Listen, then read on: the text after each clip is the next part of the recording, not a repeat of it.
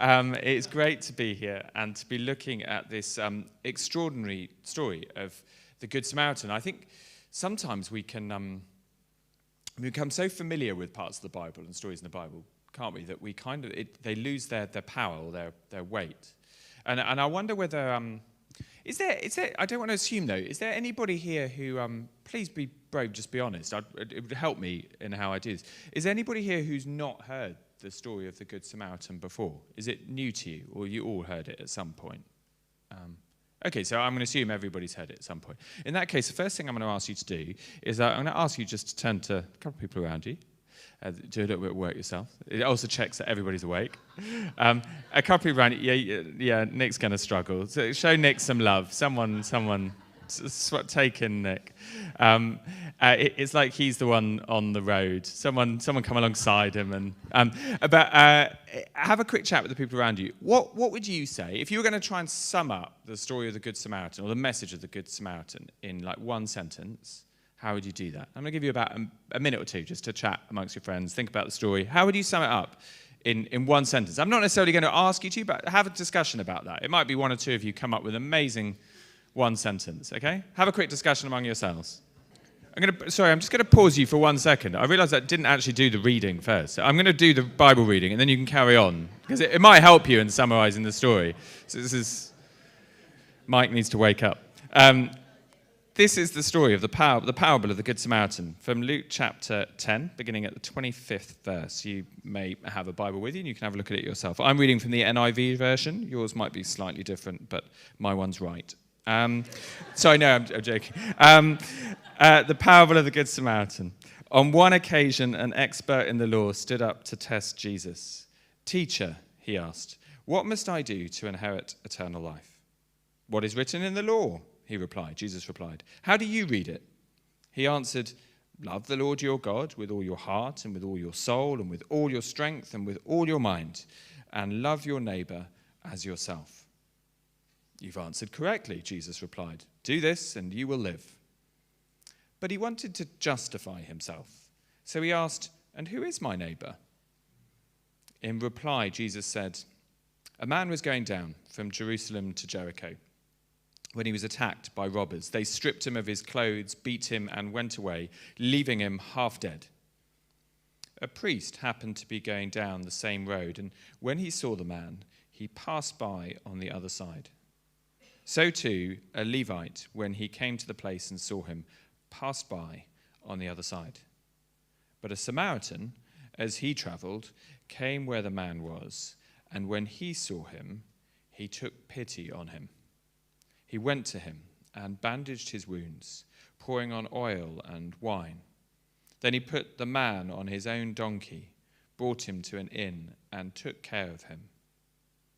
The next day he took out 2 denarii and gave them to the innkeeper. 'Look after him,' he said, 'and when I return, I will reimburse you for any extra expense you may have.' Which of these 3 do you think was a neighbor to the man who fell into the hands of robbers?" The expert in the law replied, "The one who had mercy on him." Jesus told him, "Go and do likewise." Resume your discussions. Another couple of minutes. And then I'd love to hear back from you. Changing the slide, and everybody's sort of quieting down discussion. So I didn't mean to close it down.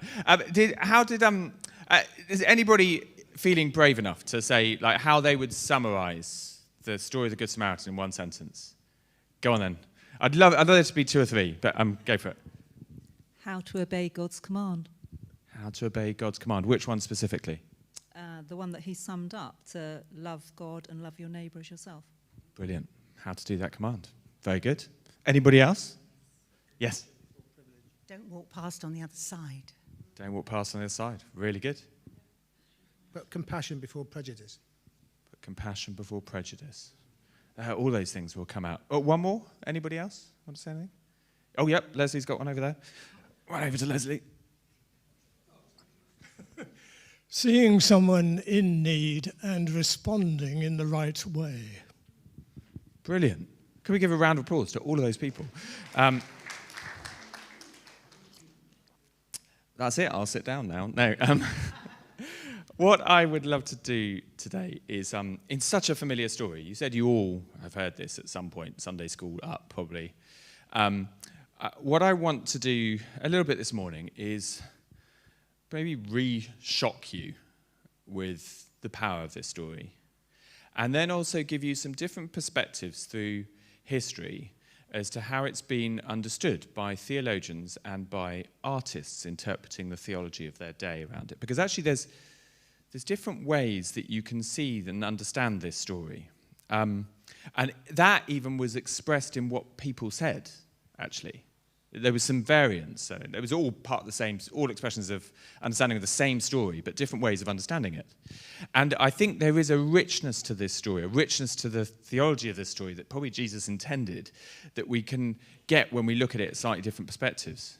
Because in your mind, as you think of the story of the Good Samaritan, I wonder who you think of as the person who's beaten up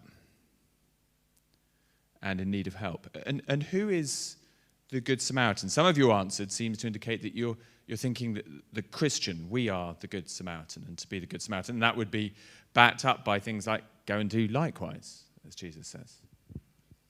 But that's not always the way it's been interpreted. And I think there is a richness and a depth to this story, as well as a gravity to this story that maybe we could do with recapturing. So that's hopefully what I'm going to do over the next 10 or 15 minutes. And if I hear you snoring, I'm going on too long. First of all, the shock of this story. Now, we need to understand a few things about this story. First of all, it says an expert in the law stood up to what? Test Jesus. Another translation of that word could be trap Jesus. He's trying to catch him out here. He's trying to get him to say something wrong about the law, or that, this new rabbi is saying we don't need to do the law. We just need to follow him. We don't need to do X, Y, or Z. And he's an expert in the law. He knows it inside out, and he gives the perfect summary response, doesn't he? Jesus very cleverly answers a question with another question, as often lawyers are used to. And this man is a lawyer. And he has a chance, I think, to feel like he can puff his chest out and prove how well he knows the law. And so he says, love the Lord your God with all your heart, with all your soul, with all your strength, and with all your mind. How do people feel they're doing on that one at the moment? All your heart and all your soul and all your strength and all your mind. And quite casually, and love your neighbour as yourself. Those are both Old Testament commands from Deuteronomy and from Leviticus. He's repeating them perfectly. And Jesus says, you've answered correctly. Do this and you'll live. You'll have eternal life. You'll live the life that we're meant to be living as a Christian. But this lawyer is fascinating, this hinge verse in verse 29. Follows that up by saying, but he wanted to justify himself. So he asked, and who is my neighbour? Now, do you know what he's doing there? Do you understand what he's doing there? What he's trying to do is he's trying to qualify that, because love the Lord your God with everything that you have and love your neighbour as yourself. I mean, as if that wasn't devastating enough. How many of us do love even the spouse next to us, maybe, as we love ourselves? It always and every day. I was at a wedding yesterday, and I was like, honestly, can you do this for the rest of your married life? Anybody who's been married any length of time, I'm shameless with this. I have a weak spot for a steak, and I have been known before cooking a steak for me and my wife to weigh which one is heavier. So I know. So I can give it to my wife, obviously. No. I said this yesterday in the wedding. I almost got into lots of trouble for it. My wife has been known to say, well, I'll eat half this cookie and then I'll give you the other half. I never get 50%. She's always had more than half of the cookie. It's like an ongoing joke. We can't do this in our own, with the person we love maybe most in the world.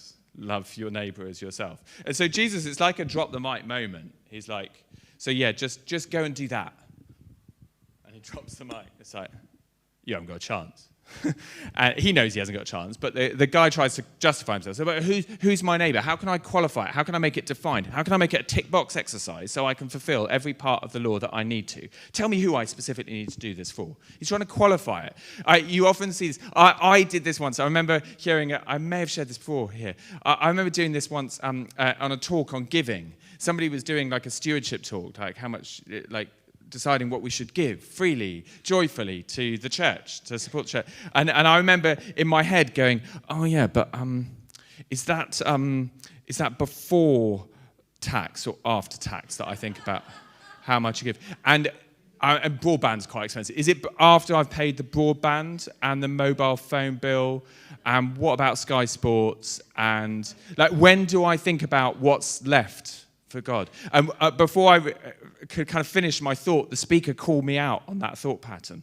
And he just said, we have to be really careful not to do that, because actually what we're doing is we're qualifying. Say, who's my neighbour? And what we're doing is like, how little can I give and still be counted as a generous giver? Is what we're doing in our head. We're trying to qualify it. We're trying to justify ourselves in that little example. Do you see? And this guy's saying, well, let me try and justify myself, qualify it.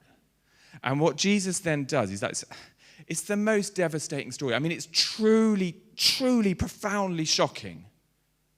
We struggle to understand it so much at the moment because we don't understand how deep the hatred was between Jews and Samaritans. This is like a bereaved Ukrainian parent who's lost their child in the war being asked to express this kind of love to the soldier that killed them, or to Putin. It is shocking. There's a hint to how shocking it is that at the end of the reading, when Jesus asks, who of these three do you think was a neighbor to the man who fell into the hands of robbers, the expert in the law can't even say the word Samaritan. He doesn't say the priest, the Levite. If it had been the priest or the Levite, he would have said the priest, the Levite. He can't even say the word Samaritan. He just says the one who showed him mercy, knowing that's the right answer. He can't even say the word. There was such open hostility and enmity between these two groups of people. This is profoundly shocking. Is that you can't do this even for your wife when you're making steak. And you think you're going to do this for your worst enemy? And look what he's doing, the Good Samaritan in this story. He's risking his life. This is the place where the robbers attacked him, and he is stopping there, like in a dodgy part of New York or London or something. I used to live in London. There were parts you probably wouldn't stay too long. You'd pass through quite quickly. He stops. He's risking his life to help this person. He's going out of his way. How busy we are sometimes that we might walk past someone in need because we've got to get to the shops or we're on the school run or we've got to do. He goes out of his way. He's out of pocket massively. He gives straight away like a couple of days' wages. That's what it is. If some footnotes will say a couple of days' wage, the denarii was like a day's wage. But he also goes beyond that, doesn't he? He says, and when I come back, I'll settle whatever the bill is, pay the whole cost. Giving sacrificially. He's putting his life at risk. He's putting his schedule out of kilter and pausing and stopping for this. He's getting in the dirt and the blood and the sick. He's putting him on his own donkey to take him out of his way to this inn, and then he's covering all the cost for his. And it's his worst sworn enemy. If any other Samaritan finds out he's done this for a Jew, that's his reputation shot. He's gone. It's absolutely shocking. This is not just like a Sunday school Good Samaritan story, let's all be nice to each other. This is a shocker. Do you see? No wonder he can't even say the name. He's like, the one who showed him mercy. Go and do likewise. And good luck. So it's a shocker. And how has it been interpreted? And what's it meant to mean to us? So are we meant to, let's just go and do likewise. Let's love the Lord our God with all our heart and strength, and let's love our neighbour as ourselves. Yes, of course we are. Jesus says, go and do likewise. Yes, there is that to it. We are. That is the inspiration, the example. But what are we also meant to learn from the fact that it's such a shocker that we have to, if we're being honest, go, I haven't got a chance. What's God? Is Jesus saying this is actually salvation by works? Is he saying, go and do this and then you'll be saved? We know that's not what Jesus is saying, don't we? Because that's not how we get to heaven. So what are the layers of this story? How can we see it and understand it more fully? And that's where some art comes into play. So this is by, does anybody know? I didn't know who this was by until recently, but does anybody know who this is by? This is by Rembrandt, if you've heard of Rembrandt. I don't know, you might not have. Little for the, I don't know if you noticed it yet. Little shot. I'm not going to go into this, but there's a dog doing a poo in the start. Have you noticed? Okay. Now you're probably not going to be able to see anything else, but I'll try and rein you back in. This is the Samaritan and the innkeeper. Talking about, this is the guy that's been picked up off the road and he's being taken into the inn to be looked after, and there's a little money thing there. He's probably putting his denarii in there. Perhaps because the Samaritans were so despised, talked of sometimes like dogs. That's why that's there. We don't quite know. Or it could be just the ordinary, mundane, in every part of life, do this, that Rembrandt's trying to say. But in this, you've got the classical image of like, that's the Good Samaritan, that's who we're meant to be, helping this guy out, and you see that kind of understanding of it. But that's actually quite a late thing. That's like 16th century or something. That's not how it's always been understood by theologians and by artists. And this next one begins to show, this is a bit earlier. This is by a guy called Bassano or something. Jacopo Bassano, Spanish, apparently. I'm not an art expert. Please don't see this and think I'm really learned, and I'm not. I just like Googled and did some research.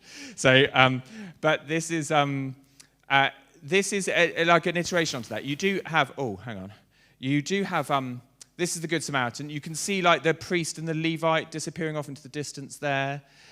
If you look really closely, you can actually see like wine and oil down there. The dogs are probably licking up the leftover of the wine that he's used to kind of sanitize the wounds and to balm him. And he's lifting him up to get him onto his horse, his donkey, to take him off to the inn. You see? And again, this is like we're meant to look after the Good Samaritan, but and we're meant to look after people. But does that remind you of anything or anyone? This is by the same artist. So Jesus says in Matthew chapter 25, he says, whatever you do for the least of these, you do for me. Whoever you love in my name, pick up out the dust, help, show compassion and pity to. It's as if you do it to me.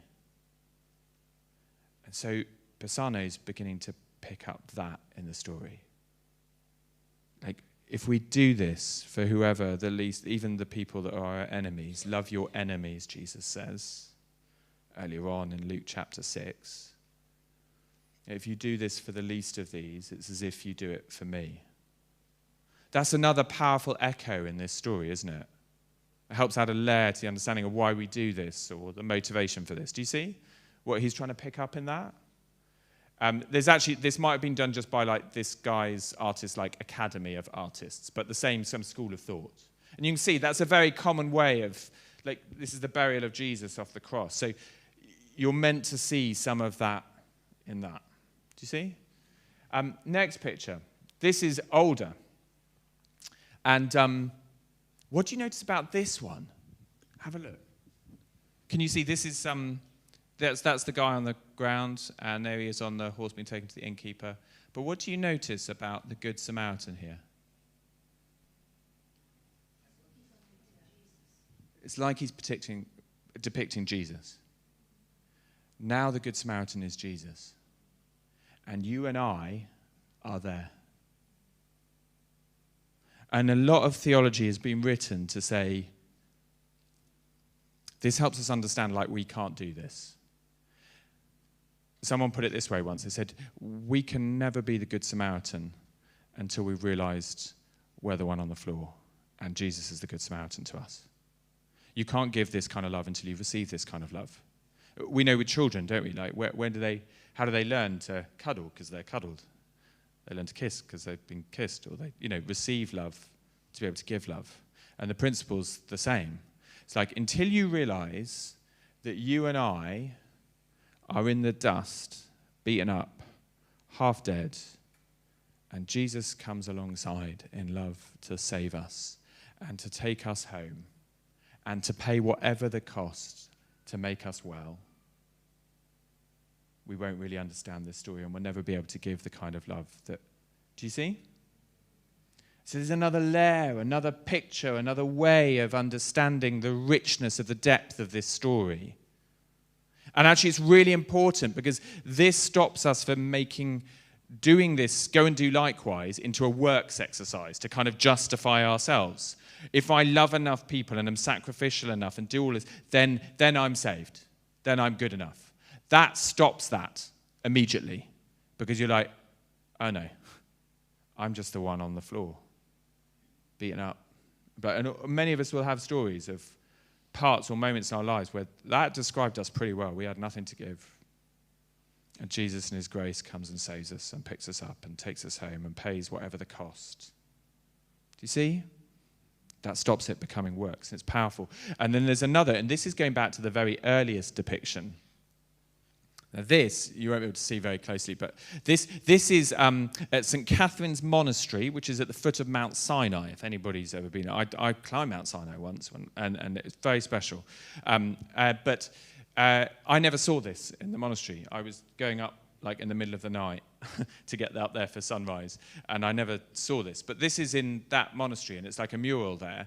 And this, you see the man here coming down from Jerusalem. He's getting beaten up there, and actually those figures represent different things, like sin and different stuff like beating up this man.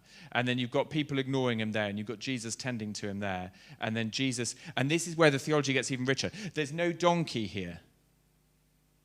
This is Jesus bearing the weight of it all on his shoulders. It's similar to the last one, like the theology of him being the one picking us up and bearing. But there's other symbolism in here, I haven't got time to go into it, that is kind of like, this is Adam and Eve. This is the sin of the whole world being borne by Jesus to the end. Do you see?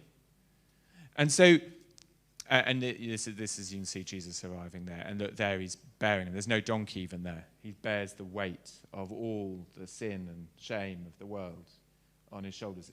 And so artists sometimes give us these different pictures, don't they, of different theology through the centuries, ways of understanding the richness of this passage. And I would argue, actually, if we're ever going to be a church, a Christian who's going to go and do likewise at all, or like in any way, shape or form that's appropriate to the people around us that God puts in our way, if we're going to go out of our way to love people and muck up our schedule, and if we're going to put ourselves perhaps sometimes in the place of risk to help someone who's in need, and we're going to be willing to pay the cost and be radically generous to see someone who might not be anything like us in our normal group of friends, or harvest gifts or whatever next week, but your neighbour, whoever it might be, to be radically risky generous. You might not ever get that money back. It's not a good investment. It's just love. If we're ever going to live anything like this and go and do likewise, we have to understand first that we're the one in the dust. It's all grace. This is not a way of justifying ourselves like we ever could, because we can't even love our spouse right. Do you see? And I think it's only when you see all of these pictures that you just go, oh, that was such a good story. It's almost like God told it himself. There's so much richness there. And the only person that could tell it is Jesus, because he's the only really true Good Samaritan.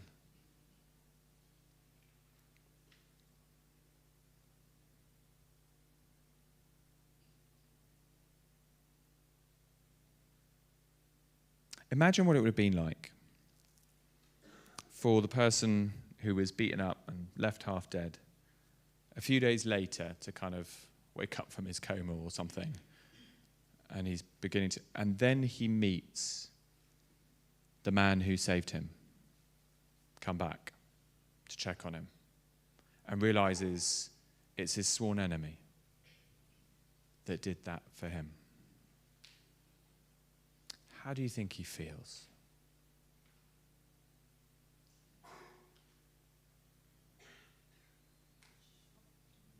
Shocked?